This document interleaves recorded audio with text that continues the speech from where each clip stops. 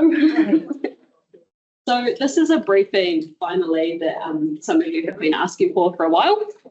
So what I'm going to do is give you a bit of an overview of some of the key findings from the 2023 census, and then I will tell you what we know about the future of the census. We'll get to that at the end. So what we're going to be focusing on today, we're going to focus on some of the key outputs from the 2023 census, and we won't be covering everything. So we've tried to focus on the things that you've asked about in recent months, as well as some of the high-level information about the city and the residents.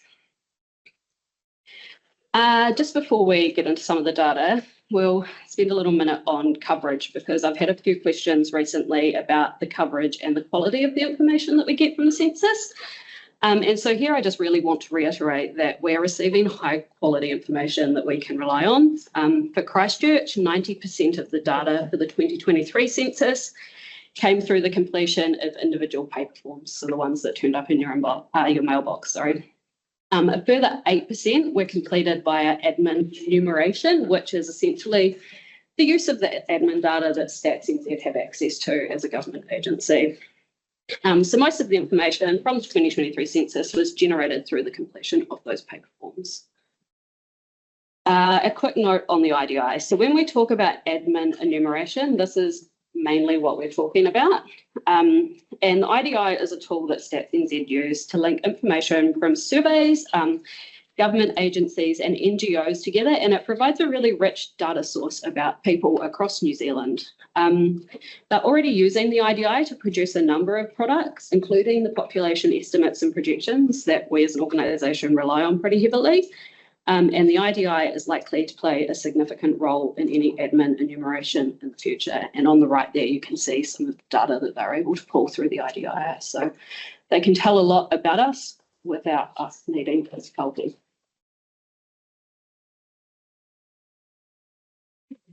Into some of the stats. So population. The 2023 census tells us that our usually resident population increased by an average of 1.2% annually between 2018 and 2023, which is a similar growth rate to the rest of New Zealand, but it is lower than our neighbouring TAs.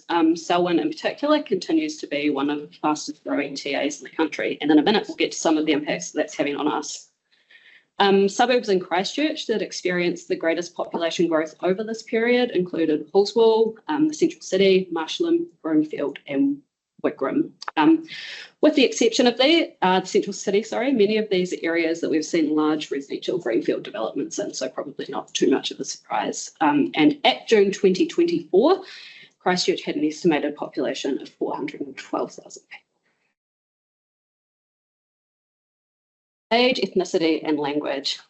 So our residents have a median age of 37.5 years, which is slightly lower for the Māori ethnic group, where it's 25.9 years. 20% of our population was under the age of 18 in 2023, and 16% was over the age of 65 years.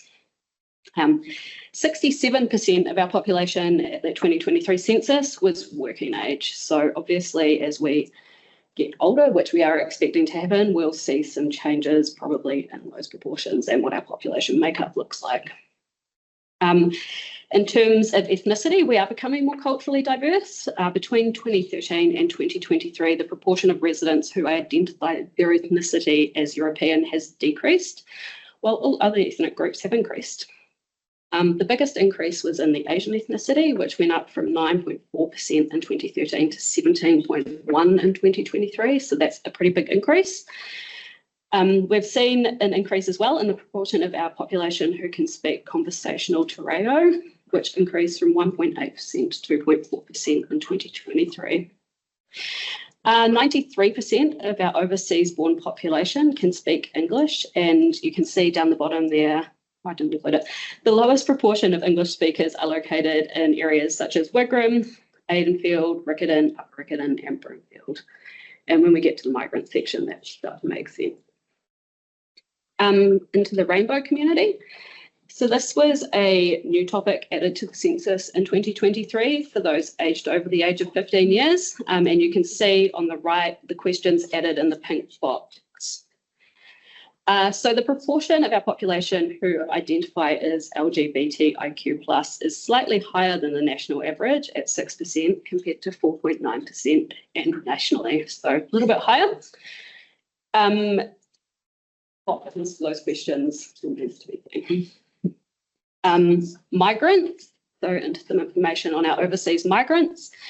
28% of our city's population was born overseas, so that's getting up to around a third.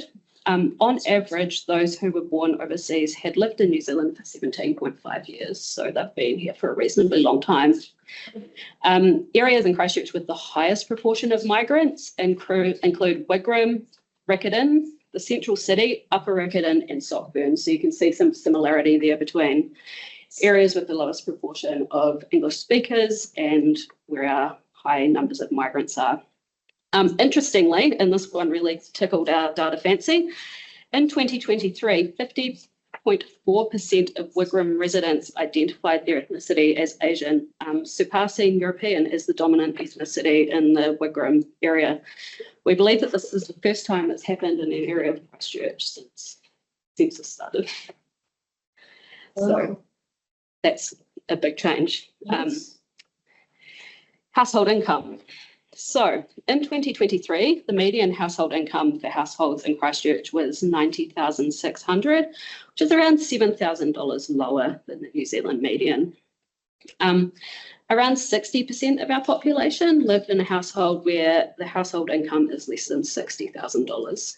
So that's quite a high proportion. Very different picture, isn't it, than looking at the median? Yeah. Interesting.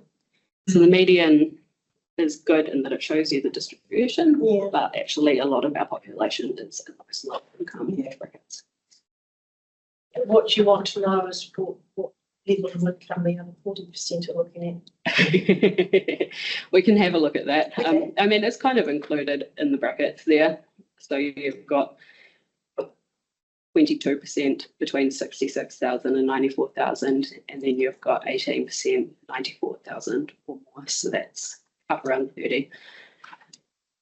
Then you've got 23% in that 45. That's 1,000 brackets. So you can sort of see where that distribution is sitting. Deprivation. I won't spend too much time on this because we've talked about it a lot recently, but just a quick reminder that the deprivation index applies to areas, not people. And it's made up of a range of census variables, which include communication, income, employment, qualifications, home ownership, support, living space, and living conditions. So there's a pretty broad range of things that go into calculating the deprivation index, but it's not just based on income and socioeconomic deprivation. It builds in those socioeconomic aspects as well. As you can see on the maps, the least deprived areas in the city tend to be around the Port Hills, in the inner northwest, and some of our new Greenfield neighbourhoods. So those ones that have been growing really quickly. On the other hand, in general, the areas to the east of the city tend to have higher levels of socioeconomic deprivation. Household tenure and landlord types. So compared to 2018, home ownership in Christchurch was up slightly in 2023, increasing from 64 to 65%. In the city, there are 50,300 households who rent their homes, and 83% of these rent from private landlords, and then the rest is made up of like Kaingora and CT and some other providers. For those who pay rent, the median weekly rent increased by $415 compared to $415 compared to $350 in 2018. So a little increase over 5 years. 7 years. 7 years. Well, 23. Property doubles the value every 10. So that's not keeping up for the market at all. And a lot of people have held those properties for a long time. Yeah, so yeah. It's important when they don't have to pay as much in the property values up. That's great.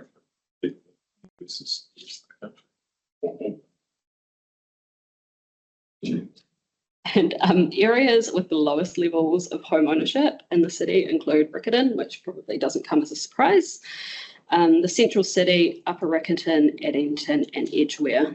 And just as an aside, those areas also tend to have a younger median age compared to the wider city, which indicates that they're probably home to many of our younger residents who may not be at the stage of life where they're ready to own their own homes.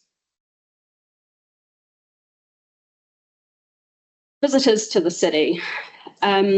So the census provides us with some information about who was visiting on census night as well. It's worth probably noting that census is undertaken in March, so it's not the peak of the season in terms of tourism, but it does give us an indication. So on census night, there were 13,200 visitors staying in the city. And of the visitors, 57% were overseas visitors. So given it was 2 years ago, that's pretty good. And 43% were domestic visitors. 6,300 Christchurch residents were elsewhere on census night, and an unknown number of Christchurch residents were overseas on census night. So if people were still in the country on census night, but they were elsewhere in the country, they still would have been picked up through their census forms that they needed to complete. Commutations to Christchurch. So it will come probably as no surprise to you that we have a large number of people who are commuting into the city each day for work, and the number of people commuting from Selwyn or Waimak increased by around 60% between 2018 and 23. Okay. 44% of Selwyn's working population commute into the city for work, and 39% of the Waimak area population are coming into the city for work each day. It's probably worth noting that in terms of demographics, Selwyn have a much younger population centred around families, whereas Waimak tends to have more of an ageing population. So we may see some shifts in that going forward. We'll be keeping an eye on it if we can. 9,100 commuters, on the other hand, went from Christchurch to Selwyn or Waimak for work, which equates to around 27% of the commuters that we've seen travel the other way.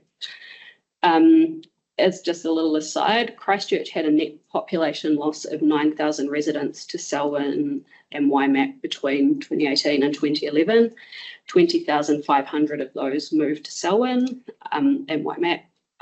Net loss. 25,000 moved from Christchurch to Selwyn or Waimak, and 11,500 moved from the other TAs back into the city. In terms of travel to work by some form of motor vehicle remains the most common mode of travel, but it has decreased from 76% to 72% between the 2018 and 2023 censuses. Cycling was the one mode that increased, and it's up to 6% from 5.6 in 2018. And travel by bus and walking to work both decreased slightly between 2018 and 2023. Interestingly, the number of people who regularly work from home increased by around 10,000 people between those two censuses. So it went from 9% in 2018 up to 13% in 2023. Can I just ask what the other is? Walk. Any other mode that isn't included. Because they're all scooters and stuff like that. So why don't they just put those all together? Because that changes that number quite significantly. It's active travel. I don't know, but we could run you an active travel number if you'd like it. Yep.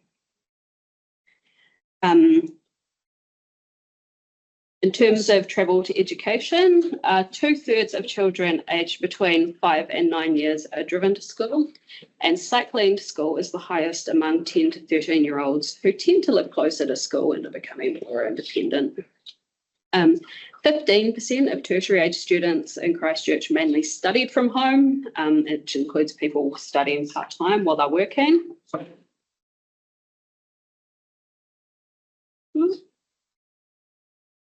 But you can see there that around half of tertiary age students also travel by car, truck, so motor vehicle. So around half of them travel by another mode. Okay.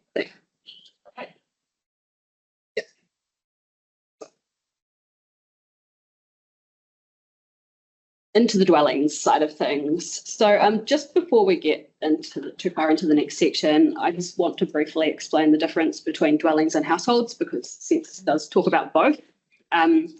So when I talk about a dwelling, I'm talking about a physical home, the building that people live in. When I'm talking about a household, I'm talking about the collection of people who live together in a dwelling. So just there is a little difference between those two. In 2023, there are 166,700 dwellings in Christchurch, and the number of dwellings in the city increased by 1.6% annually between 2018 and 2023, which is slightly lower than the national average of 1.8. Of those 166,700 dwellings, 90.5% were occupied, which means that they were occupied on census night or at any time during the 12 hours following midnight on census night. 3.5% of the dwellings were unoccupied empty, which means that there were no current occupants on census day. And 4.6 were unoccupied residents away, meaning that the occupants were identified as being temporarily away from their home. In terms of where our empty dwellings are located, Banks Peninsula and the central city had the highest number of empty dwellings, which at Banks Peninsula, we know we have a lot of holiday homes over on the peninsula, and we've long had some suspicions around central city empty dwellings. So that was really interesting for us to see. While the number was lower than some of the areas in the table on the right, which sets out the highest ones in the city, Diamond Harbour had a proportionally high number of empty dwellings at 14% of the total dwellings in Diamond Harbour. So you can see in the table on the right there that the areas with the highest number of unoccupied dwellings are Banks Peninsula, Central City, St Albans, Linwood and New Brighton. I would say that St Albans is probably similar to the central city in terms of the intensification that's happening and what some of those are being used for. So short-term accommodation market would be the main one, we suspect. But isn't it live? That's something. But isn't St Albans there's not many empty dwellings? Isn't it, what, 3.8%? It's slightly higher than some of the other areas in the city. Right, but central city across the road. You can see that it is high. quite high. Yeah. And we can't determine this exactly, but we would say that the short-term accommodation market is probably having a big role to play in that 10.8%. Amy, sorry. So we just say proportionally, not with Diamond Harbour. Like, is that a surprise? Or, I mean, it is a little bit surprising. Diamond Harbour, maybe there's a lot of holiday. Do you know what the number? Well, there are. We can But get do you know the what exact number. How many of those 945 in Banks was in township itself? So just asking for a friend. We can find out. We're making note of any questions like this where we need to go and pull numbers. We can. I wish I could pull them straight out of the top of my head. The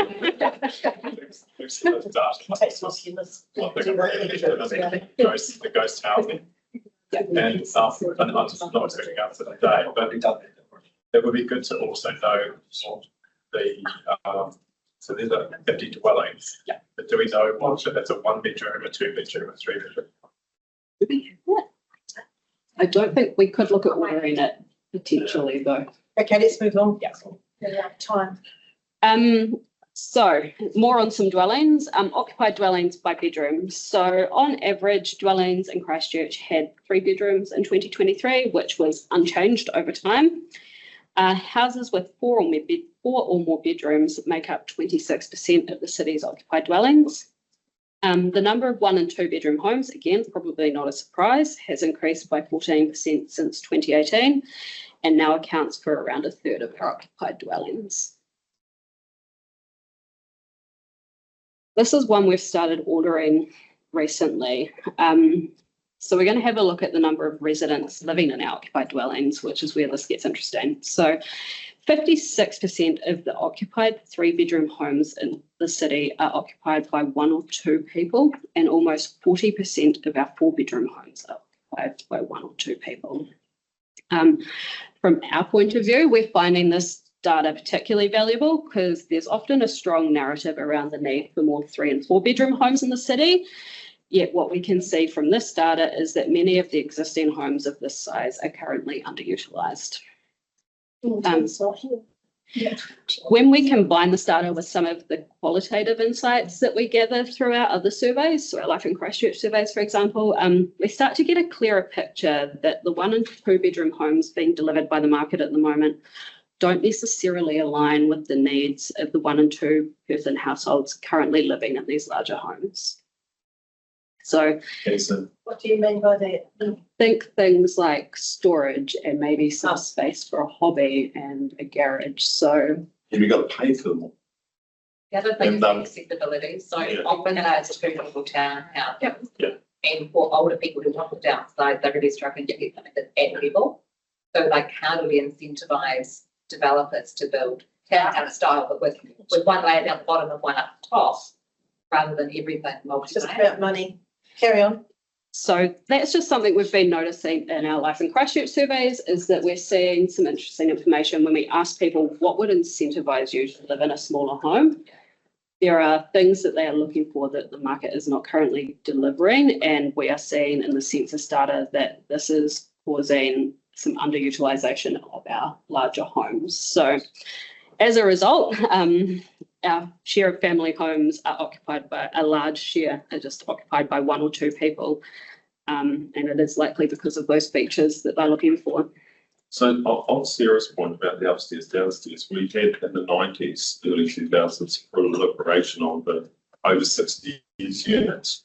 So they were single story, quite small and well designed. Mm. What's happened to those? Are they not trending? That's a good question, and I don't think we've seen too many of those coming. Is there what an incentive to build those that you got around planning rules and all sorts of Just head things? to what? Yeah, they're huge. Yeah, You've got gardens. good we Yeah, size. and that's another thing that's important. Things like the garden. Yeah. I want a small outdoor area where I can go and grow my plants. Yeah, that'd be nice to. So you don't have a category for Planning. over 65 units in the census? No, we don't. I think That that, might be a question to put through the office. but it is something that we can look at including in questions about Life in Christchurch. So It will be really useful. What would it? Yeah. Okay, let's keep moving. housing quality. So the census asked some questions around housing quality, predominantly around dampness and mould, and we've seen some slight improvements in these measures since 2018. So the proportion of dwellings experiencing dampness some of the time decreased to 16% from 18% in 2018. The proportion of dwellings experiencing mould at least some of the time decreased down to 9.4% from 12% in 2018. And on the right of the slide there, again, you can see the areas with the highest rates of both damp and mould in dwellings, and they tend to be in the east of the city with the exception of Upper Riverton. This is one that I would expect to change more over time as more of our housing stock is replaced and we get those newer dwellings coming through.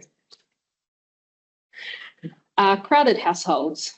So generally household crowding is an indicator of broader issues around affordability, availability and the suitability of housing. So just under 5% of households in Christchurch are estimated to be crowded, with around 32,500 people living in crowded households.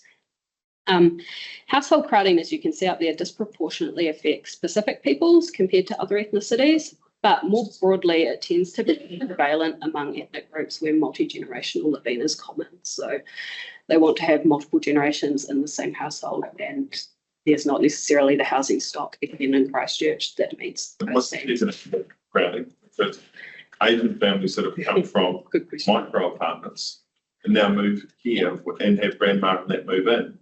They've got 3 times more room, Yeah. but we call it crowded. So it's based on the Canadian National Occupancy Standard, and it provides a derived index of whether a household is crowded or not, based on the number of bedrooms needed for the typology of the household and the number of bedrooms. So it looks at the number of people living in the household versus the number of bedrooms and creates an index based on this. But did you want the detail on that sent through or not? Just Because I know what you're saying. Otherwise we'll move on. Yep. And finally, in the data, we've got severe housing deprivation. So just under 2% of our population is estimated to be severely housing deprived. And the majority of these people are living in homes that are uninhabitable or sharing someone else's private dwelling. Our rate for severe housing deprivation, though, is below national levels at around 176 people per 10,000 compared to 228 per 10,000 nationally. So we are a little bit lower. Into the future of the census. So this is something that is emerging over time and we are still learning about. So we're going to take you through what we know at the moment, but we'll keep you updated as we find out more. Before we get started, just a bit of a reminder about some of the key uses of data from the census.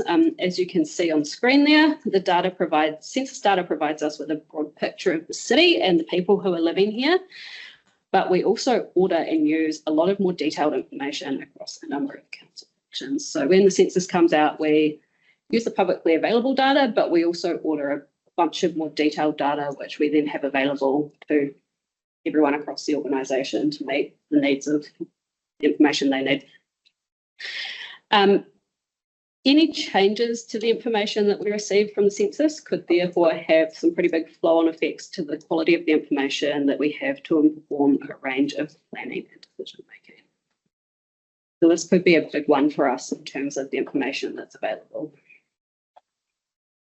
So what do we know about the future of the census program at the moment? StatsNZ have said that they will no longer be running a full enumeration census, which essentially means the end of the paper forms and census night as we've known it. And they've cited a number of reasons for this, including costs. So the cost of the last census was pretty high and a declining response rate, but they've also acknowledged the need for more timely data.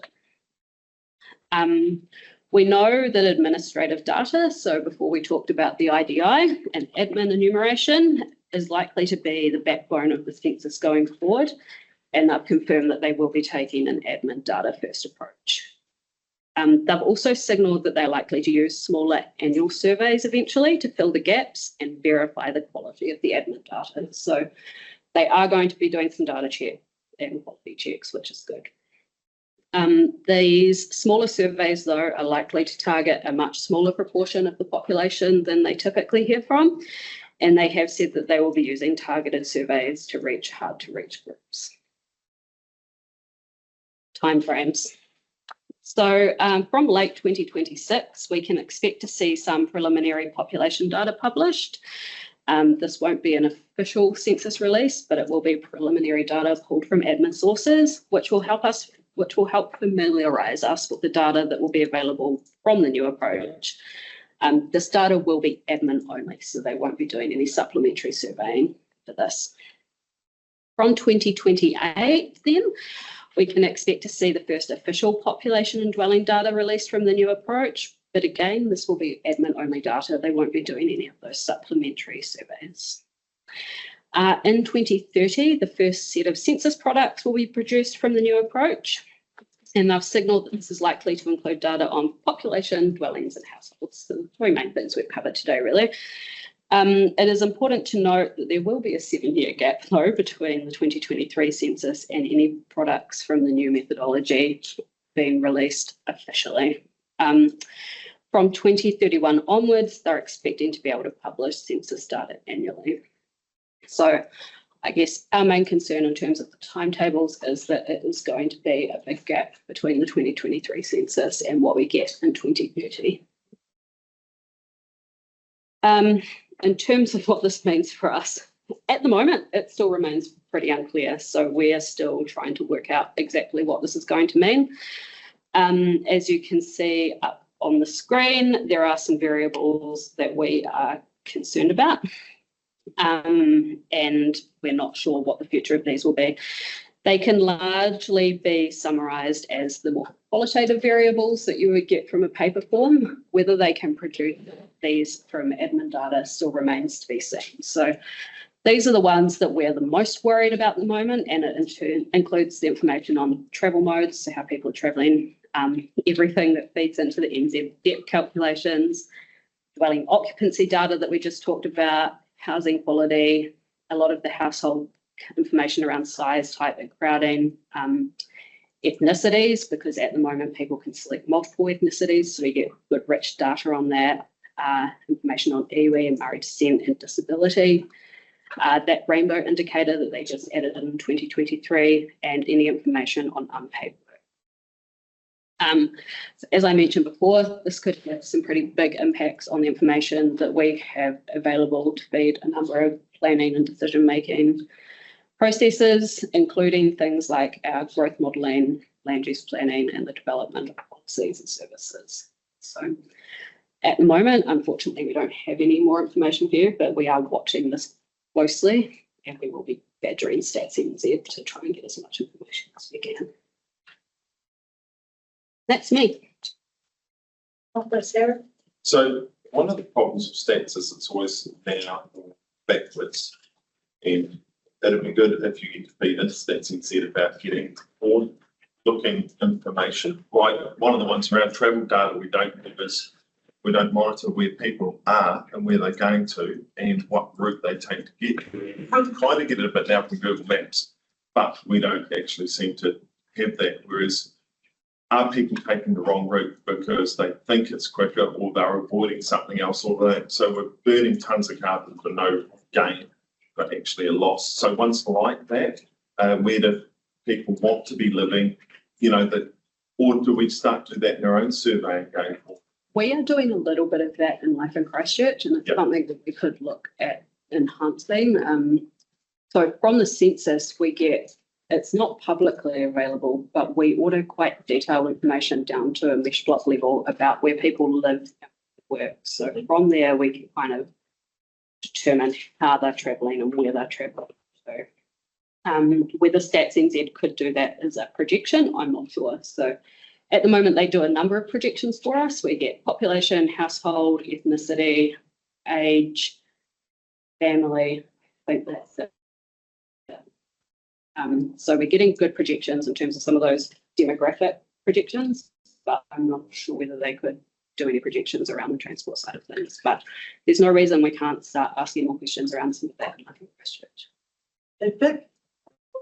I couldn't hear some of that from over here, so it might have been some of mine. Why are you sitting way down there? Because I was charging my computer before and I just stayed here. Okay. Does this present an opportunity for us to review our data in terms of what are we collecting and why, what we're reporting on? And is there then an opportunity for us to look at the Life in Christchurch survey, particularly so that there are other ways that we can capture the information that we want, that we've identified as variables that we're concerned about? Yeah, so that's something we're already thinking about. And even though StatsNZ haven't confirmed what's happening with those variables, it may be that we start putting them into Life in Christchurch anyway and just keeping track just in case. So that's the nice thing about Life in Christchurch. It's flexible and we can pull stuff in and out, and we do that all the time. So I am drafting one that looks at housing at the moment, and we may put some of those housing variables into that survey just to start that process. Right. So we do that regularly. Yeah, I mean, there's lots of information. I know you've got access to some tools to do like kind of trend analysis too. I was really interested, for example, in the change in the multi housing, depth housing. Yeah. And so I guess over time we could see what the trends are, right? But I wondered if anything in the data linked to the council doing more. And if I give you an example, the multi and depth, you know, I'm aware that there seems to be gaps between MB and council doing the inspections around buildings. So maybe we could target doing inspections more in areas where we've got some higher prevalence. But does that feed into some sort of structure within the council? No, we don't do that, do we? I don't think that. So maybe it's MB, like I don't know, but does it lead us to, with the data that we get, have a conversation with either government departments to say, for example, in Dunedin, I know that MB's finally, after I don't know how many years, started to go and check houses. There's also been tenancy tribunal cases that we have been involved in as a council around taking people to the tenant stuff to, sorry, I don't know what it is, to some sort of tribunal around holding houses in the past. So, I mean, there's nothing stopping you using census data. What I will say is, even though you don't necessarily see the data all the time. It is feeding into a lot of stuff that lands on the county table for you to look at and make a decision. So it's getting news back here, and it will feed the initial stages of a process or a development of something. And by the time it gets to you, it's fed in and it's informed that. So we have a lot of census data, tables upon tables upon tables, and our team is fielding requests from across the organisation for that data and information to support what other areas of the organisation are doing at the time. So I don't want to assume that personal work. For example, if I just asked the question, could we get the trends of debt and malicious within with the 6, could we get the trends for the 6 over the time that we've got the data? Does that create a lot of work, or is that just a few clicks of a button? we should have that pretty easily back to 2013. So every time Stats produces census, it gets the last 3. So we've got 2013, 18, and 2023. Sure, we want that. Yes, but then are you saying it'll be 7 years before we get new data on that? Normally, do you know the cost? If we get it. Most models is the user, it's not the builder. So who's going to be educating people on breathing house? And Don't know. as I said before, as we see more replacement housing coming through, I would expect that number continues to trend down. Although you can still get an old breathing house because you don't open your windows or Curtains. curtains and all those things. Hey, thank you, Amy. Well, good. Very interesting. Thanks, everyone. That brings us to the close of the briefings for today. We'll see you. Yeah.